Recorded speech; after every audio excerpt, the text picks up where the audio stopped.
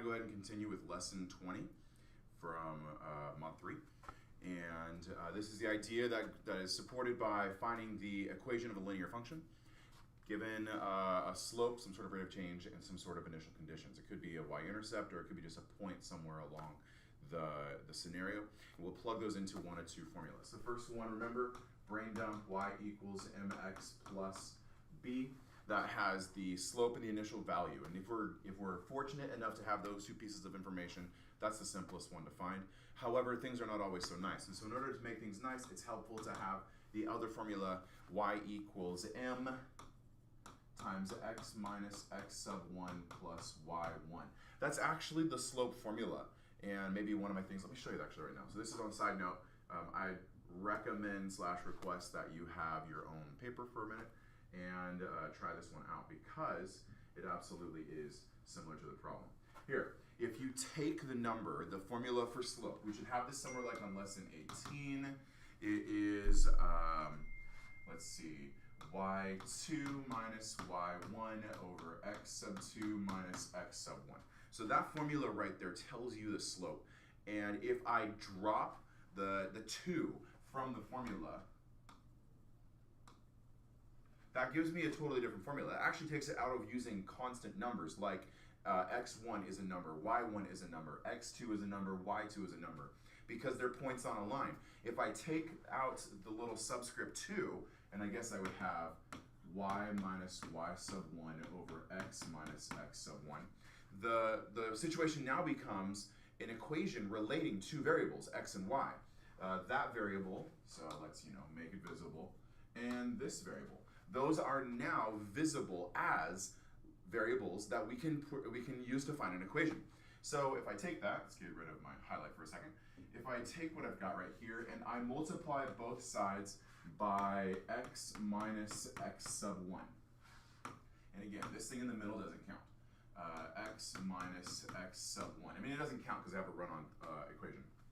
Well, over here, the top of the fraction is applied to make sure that it cancels the bottom of the fraction.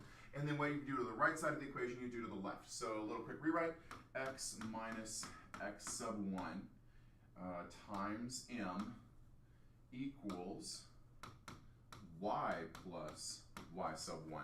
This should look really familiar to what I just wrote on lesson 20's brain dump at the top of the document. By subtracting, I wrote a plus sign.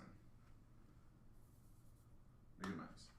Minus, you're subtracting, so y minus y sub 1. In order to get y by itself and therefore have an equation where y equals something, we need to add y1 to both sides. So add y1, add y1, and the resulting answer is, this is called the point slope formula, which comes from the formula for slope.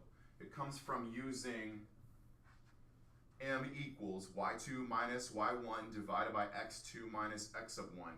And our ultimate answer is y equals, make it look nice, put y at the beginning, m times x minus x sub 1 plus y sub 1. That's the formula that I think I prefer the most. It's more applicable than anything else that we could use. We can also do this. Remember that we talked about transformations previously. This is a shift to the right, and this is a shift to up and down. So when we talk transformations of functions, we can also discuss how this function is similar to y equals x, in that we've created a new slope, so it's got some sort of vertical stretch. We've also created some sort of horizontal shifting by adding or subtracting inside the parentheses, modifying the x. And we've also, if it exists, we have created some sort of vertical shift by adding a number to the end of the function. And this is the parent function, and it produces this function when we think about transformations. Something from last topic you should remember. Okay, so going back to our work for the day. So we got these two formulas, these two brain dumps. And I mean, there's some structure here that's going to happen, but really we're just trying to set up an equation and solve the equation. So we're looking for two things. We're looking for, he charged a battery. Each minute, the percentage of the battery's capacity was charged increased by 2.5%. So because I see this increased by, or I see each minute, that word each, per, for, those are all indicators in a word problem that you're looking at a slope. So m, I guess it is technically a given, m, as in the slope, is 2.5% per minute. Maybe I'll change that to a decimal, I don't know yet. After 17 minutes of charging, so I have 17 minutes, which I'm going to put first in an ordered pair because time is usually the x variable, it's usually the independent. We have the battery was 61.5%. You know, I'm going to leave it with percentage this time. I'm not going to change it to a decimal because, I mean, we understand 100%, 30%, they're numbers, and there's no, you know, nothing's broken if we just stick with percentages here because the way that we're using the word percent in the word problem. How full was the battery when the charging began? Set up an equation, find the initial value. So using this one, y equals m times x minus x sub 1 minus, or plus y sub 1, using that formula, I know that I have m is 2.5%. And if you don't mind, I mean 2.5, that's, wait a minute, how full was the battery when charging began? Yeah, I was thinking like that's the initial value. It's not, that's m. I just had a brain break for a minute. X minus, now I'm gonna use this information. Since I have x minus x sub 1, this right here, this is x sub 1, and this number is y sub 1. By the way, I hope you're okay with me dropping the percent sign. It doesn't need to be there. So it doesn't need to be there because my answer is going to be in percentage anyway, so just at the very end of all of it, I want to put percent sign. 17 plus 61.5. Okay. Simplify and reduce that. Simplify and reduce to make the 2.5 times x and 2.5 times negative 17.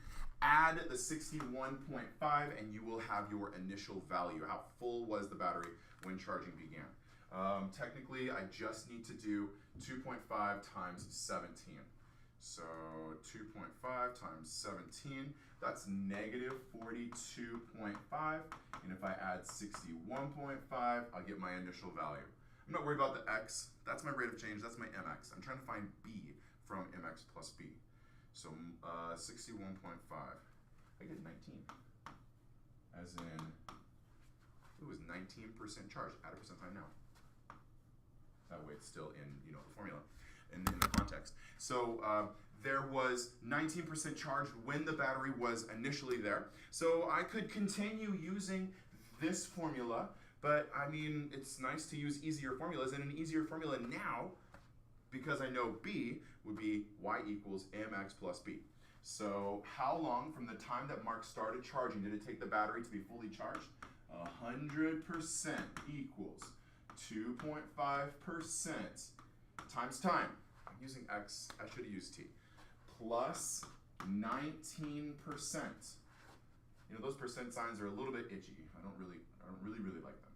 Let me see if I can bring up an eraser, make the percent sign go away, make the percent sign go away, and carefully, percent sign go away. Plus a 0, plus a 100. Yay, it all disappeared. Okay, 100. Good enough. Okay, so solve the equation. Figure out what x equals. And as soon as you know what x equals, put it into a sentence of context. It takes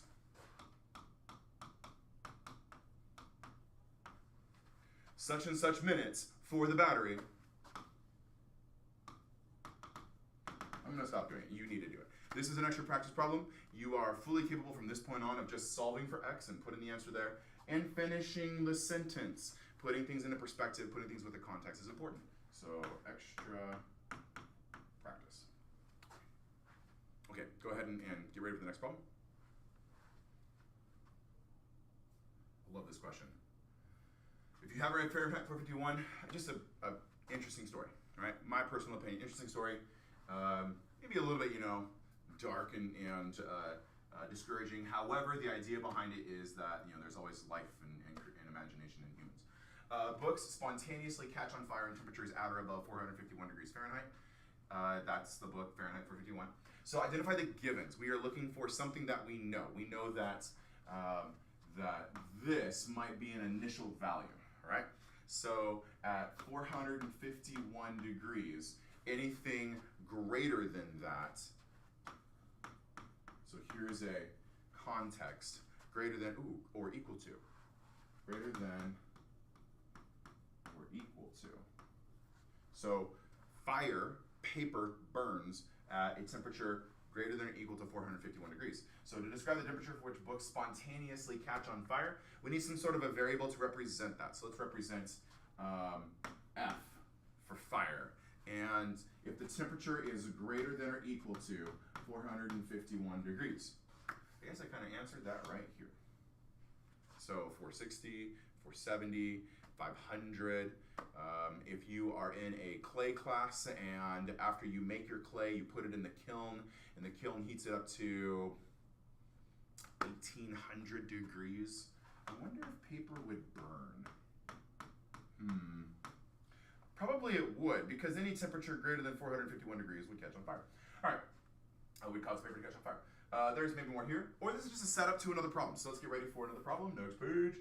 Naoya read a book cover to cover in a single session at a rate of 55 pages per hour. When you see per, you know you have a slope. So m equals 55 pages per 1 hour.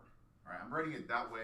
On the freeway, you see miles per hour written, mph. We could do pph, but anyway. After 4 hours, he had 350 pages left to read. Number of pages to read as a function of time. So time makes that the x, and the number that's associated with that time is y. So we have 4, 350 pages left to read. 4 hours.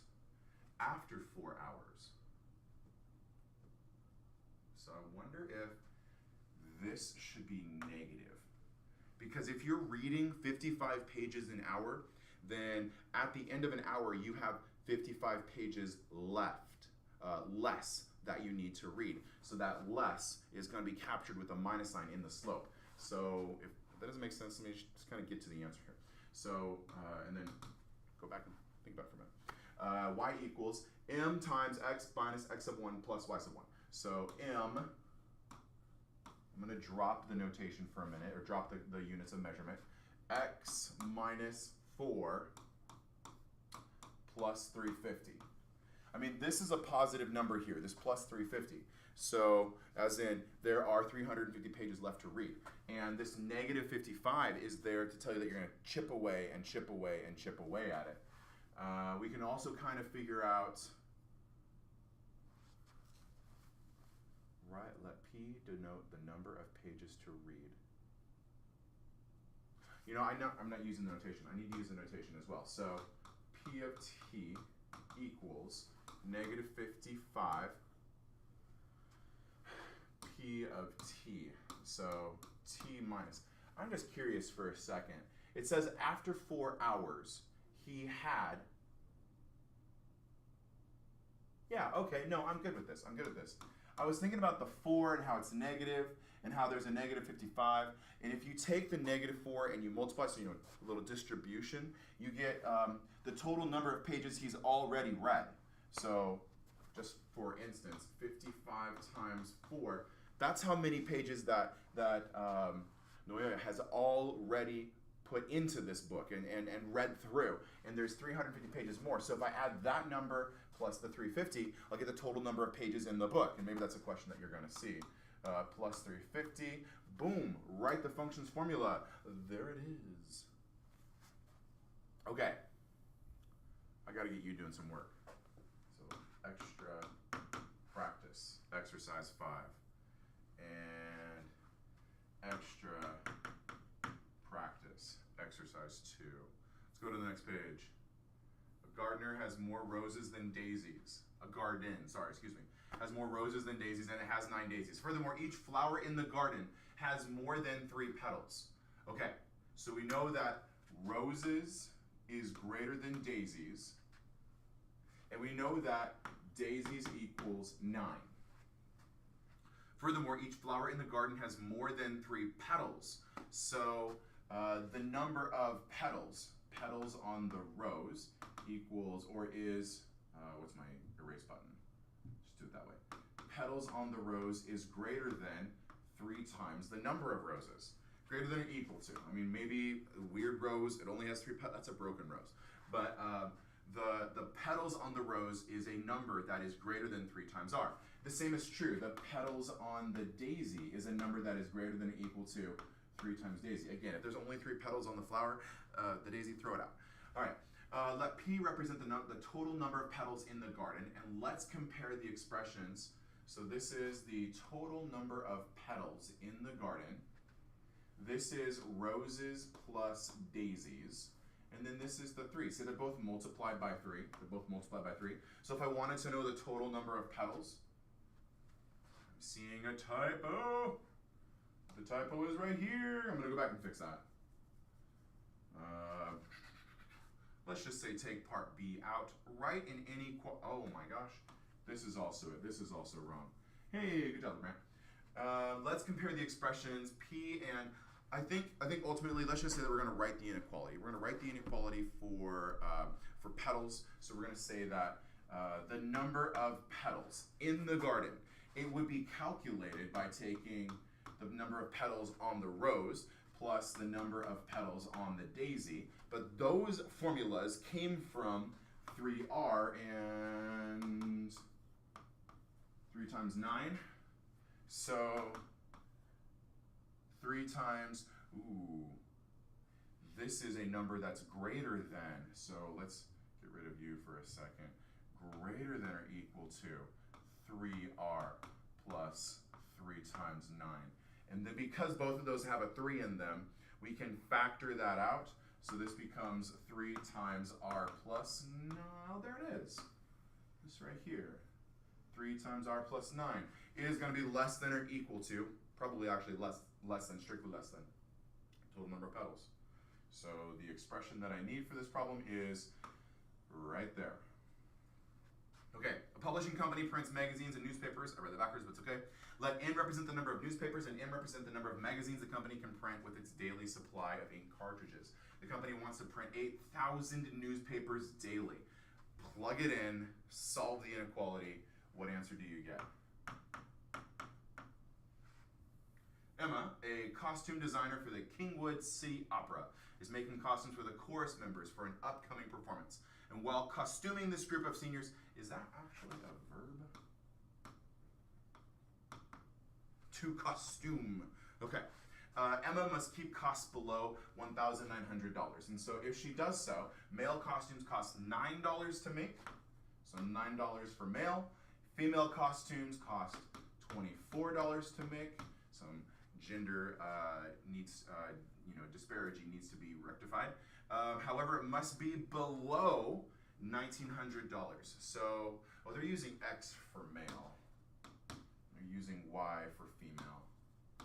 And we have to keep costs below $1,900. Hope you can see which answer is the right answer because extra practice. You only have to pick the selection though. Which one is it? All right, last question for me, and then the rest of it's for you. Newer? I don't know how to say that name. Newer wants to spend less than $20 on condiments. Each kilogram of salt, that's a condiment? I don't know, I would think like ketchup. Okay, so each kilogram of salt, that's a lot of salt, and each kilogram of pepper, they cost respective amounts of money. Write the inequality that represents the number of kilograms of salt and pepper on seasoning. Okay, that Noor can buy with her budget. I don't know, she must be a chef or something. Okay, so less than $20. Less than $20. Doesn't say equal to, says can't spend 20 for tax on salt. Let's let S represent salt. Let's let P represent pepper. And I guess if you buy 1 kilogram of salt, that's going to cost you $2.50, or $1.50. So we can take that $1.50 and multiply by S to get the total amount of money it's going to cost to buy salt. And we can take the $2.50 multiply by pepper to get, that's a 5, to get the amount that it's going to cost to buy the pepper. And so therefore we have 1.5s plus 2.5p, it's less than 20, and answer. I'm just going to scroll for a second. Yeah, for sure. I mean, do this. We've already been through this. Every question needs to be answered. And problem set. Good deal. Sweet deal. I think that's it. Okay, so you need to finish lesson 20. I'll have lesson 21 for you ready to go. You're not done. Lesson 22 is the last lesson of this this module, and then of course a test, and time's running out for me, and so it's running out for you too. All right, that's it for today. Go back and watch it if you need to. Be available on Google Classroom. I think that's how you found it. And okay, bye. Like and subscribe.